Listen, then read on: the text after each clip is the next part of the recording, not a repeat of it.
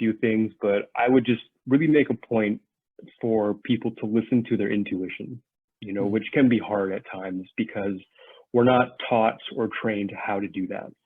And so if you ever feel like something in your life isn't right, or you feel something trying to nudge you in a different direction, really pay attention to that, because if you ignore it, that could have dire consequences. If something doesn't feel right, that's a signpost. Or if you feel like something's trying to push you in a different direction, that's a sign telling you that you need to go a different direction or something's not working, right? It's what humanity struggles with, and it's what, people in the search for that look in all the wrong places. What made you decide to stop drinking? Stop drinking. Was super drunk. I was living at my mom's at that point. And I was super drunk. She wasn't home. And I was crying and missing Daisy and feeling like everything was a piece of shit. And I tried to commit suicide. How are you with the breast cancer now? Is it completely gone or is it still active? No, completely gone. I had my last surgery last year, so I'm completely clear. Nothing left at all. Yep. And we forget that we're human beings. That means be. Yep. Not do. And I do suggest, if you have that list of all those things you've got to do, have that list of all the things you're going to be today.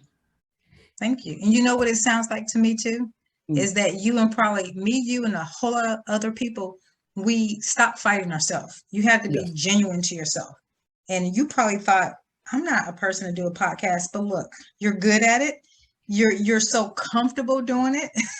So COVID kind of, like you said, it got a lot of us out of our shell. And I always think about how a lot of times time passed and you get a new industry or a new revolution. This is a new revolution. More people after COVID.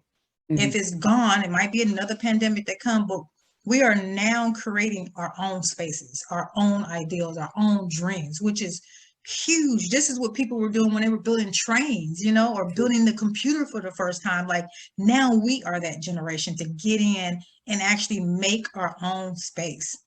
I could think of two examples for men, which is George Clooney, Idris Elba, where it's coveted when they turn to have a little bit of a salt and pepper to their hair, like, oh, they look distinguished and they're on the cover of GQ magazine. But for women, that's not celebrated, right? Like, yeah, you look old, you're tired, and even, if you do rock it, you can be a little eccentric. For example, like Cruella de Vil, right? She has that streak as well, and she's, right, mature, a little very crazy.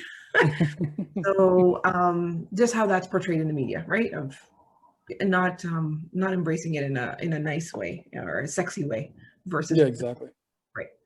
They were a few steps ahead of me, and a woman ran a stop sign and hit me with her car. Well, luckily, no, just wait, this is not even the bad one. This is the easy one. So knocks me over, have a couple bumps and bruises. Luckily, when she ran the stop sign, she had to slow down in order to turn. So when she slowed down, that slowed down her velocity enough that it really didn't injure me. But went to the hospital, got checked out, then went back to the bar.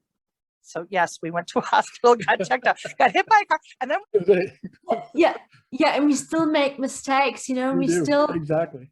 We actually still are the same, we all have emotions in us, and I think to accept our humanness and that we fall, we rise up again, and that's just like the normal thing of life. Like, we suffer to learn things, we sometimes have to go through a lot of suffering to just look back and think, oh my God, that was actually my greatest gift.